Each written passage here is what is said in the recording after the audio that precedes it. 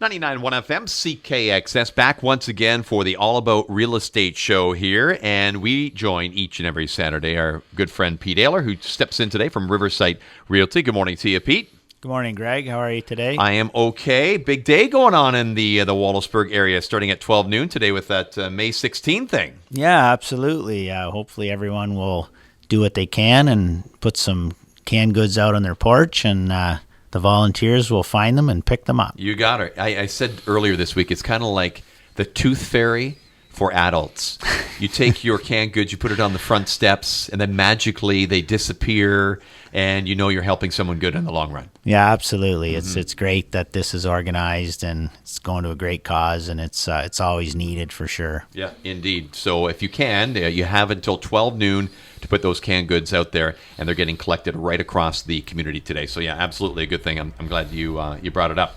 Of course, real estate. This is what the show's all about today. So we're going to talk a little bit about mortgages a little bit later on. We'll be rejoined again with Joe Amelia and Tom McGregor, who you deal with those guys regularly, yeah, right? Absolutely. Yep, they're great guys. Great guys. Good. And it's Joe Amelia, although I want to call him Joey Amelia, just because I've watched that kid play golf my entire life, and he's a good golfer. If you're having a golf tournament, invite Joey Amelia.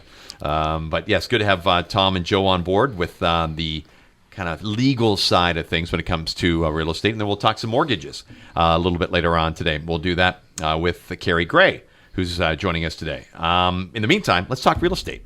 Yes. Let's get to this. Let's talk a little bit about offers. And I think this is an opportunity for us to understand exactly how real estate works, how the offers work, what's the best situation for the seller, what's the best situation for the buyer, and all of those things. So first of all, how are offers? Are you still getting lots of offers on homes? Yeah, we've. If I look back here over the last few weeks, we've pretty much each one of our listings, we've listed them, and we've held offers, and we've had multiple offers. And fortunately for the seller, we've gotten over asking offers. So that's been happening, and still has been happening for quite a while, and it's still happening. So how does that work? Can you walk me through the steps on that? I don't know. Can you break it down? You got what do you got? You got 5 minutes to do this, Pete. Can you break down multiple offers, how it works, and how someone ends up getting the house on a multiple offer? Yeah. So because of the short supply and the high demand, and we have to think about this as a seller for a moment. So what we do is when we sit down with the seller, obviously if you're selling something, you're hoping to get as much as you can out of it. So the question is, how do we do that? So one of the things that has been working for sellers is we list a property. I typically like to list it sort of on a Wednesday. So we have Wednesday, Thursday, Friday, Saturday, Sunday, Monday, and then Tuesday we do offers. So what that means is that you get the opportunity to go look at the house. All the buyers around can look at the house. I always typically say, you have sort of Wednesday, Thursday, Friday are locals. Saturday, Sunday might be out-of-town people, and then Monday for everyone to get their ducks in a row, and then Thursday is when the offers will be looked at. Tuesday. Tuesday. Yep, Tuesday. Yep. So what happens is you look at the property, up front that they're holding offers. A lot of people sort of call this, you're creating a bidding war. We're not really creating a bidding war. Again, you have to think of this as a seller. The seller's just saying, here's my home. You've got 5-6 days to look at it. If you're interested in putting an offer in, you put an offer in. So what happens is on the day of the offers, let's say we have 4 offers. They get sent in. The seller comes in. We sit down with all 4 offers. We open all 4 offers up at one time, and they look at them all. They don't make any decisions till they see them all. And unfortunately for the buyer, you don't know what other offers are. But fortunately for the buyer, no one knows what your offer is either. Correct. So it's a level playing field. So you basically, as a buyer, need to go in with what you feel you're willing to pay. And with an offer, you've got 3 things: price, conditions, and closing date. So obviously, as a seller, the higher the price, the better. Mm-hmm. The least conditions, the better. And the closing date working for your needs also. So And it's not always the highest price that gets it. Could be a little bit lower price, but less conditions and so on. And conditions would be things like I've got to sell a house. Yes. I want a Financing, home inspection. Yeah, inspection, financing, home sale, Right. Maybe insurance, things like that. So as a buyer, if you're going in with less conditions, then obviously it's more attractive to the seller. Right. So, and again, we're just trying, we're trying to do what's best for the seller when at the time of listing the property. And I always tell buyers, you have to think of this as a seller. I mean, if you're selling your house, you want as much as you can get out of it. Yeah. And how can we do that? And that's been happening. I mean, it used to never happen around here, but I'm going to say we're probably into year 3 now of this happening. And the first time it happened, I mean, honestly, it blew me away because I was like, this is something that just happens in the cities, right? Like, what's going on here?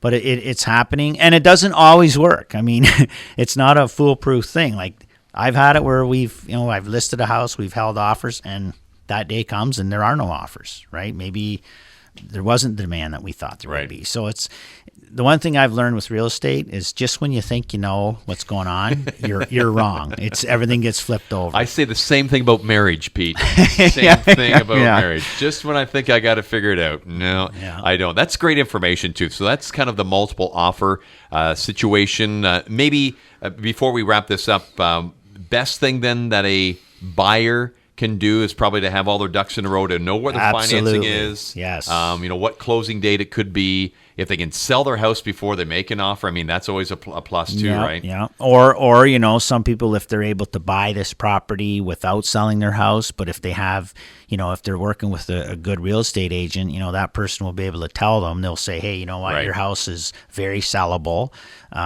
So as long as you can maybe bridge that gap, buy it without selling, if you're able to do that. Right. But for sure, I tell every one of my buyers, in this market, you need to get your ducks in a row way ahead of time so that when you find that house, you're ready to go. Because if you start lining your ducks up when you find the house, you're probably not going to get it because it's going to be gone before you're able to buy it. I guess before you go, the elephant in the room is still selling houses, Pete? Absolutely, yes. Yeah. And still supply and demand. The supply is still supply is low. Demand is still there. Lots of demand still on all of our new listings. We're getting lots of calls, lots of showings, and most of the time multiple offers. Wow, great to hear.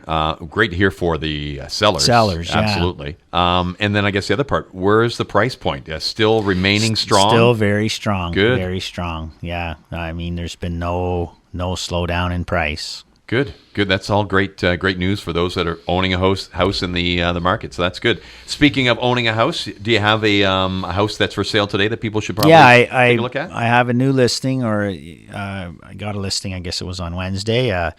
If you like hamburgers, this is the place. It's right beside Big Chief. You don't need a delivery there. You can just step out your door. Don't tease me. I love the large Marge. Yeah, Brian Hoffman's. He's his place, his house. The house, people probably know what I'm talking about. The house right beside Big Chief there, 4097. It's listed, and that's one we're holding offers, and offers will be on Tuesday. A couple of days here now. Is it an open house today? Can you look at it today, or is it just? Well, we're not doing full open houses, but absolutely, looking at houses is still easy make an appointment and call me, call your realtor, whatever, and we can get you in. It's kind of nice because they're away right now. They're moving to Temagami. That's where Brian and his wife are moving to. Okay. Him and I chatted about him being here temporarily for 25 years, so, but no, it's a nice house. It's a 1-floor ranch. And, like I say, it's close to Big Chief. So of course we all know, we all love Big Chief. Yeah, we sure do. Their onion rings are dynamite too, just in case you go. This turned into a Big Chief commercial, I think. Yeah, I think so. Well, we're going to sell Brian's house in the meantime, so that's good news. So that house is available. If somebody wants to take a look at that house or any of the real estate that you have for sale, what's the best way to go about doing that, Pete? Absolute. Check out all of our socials, Facebook, Twitter, and Instagram, our website. any one of our team members would be happy to show you houses. We're still able to do that. We take some precaution, but it's working well. And yeah, we're still selling the houses. Good. Still keeping things rolling. All right, that's Pete Allaer today from Riversite Realty today on our All About Real Estate show here at 99.1 CKXS. Thanks a lot for joining us today again, Pete. Thank you, Greg.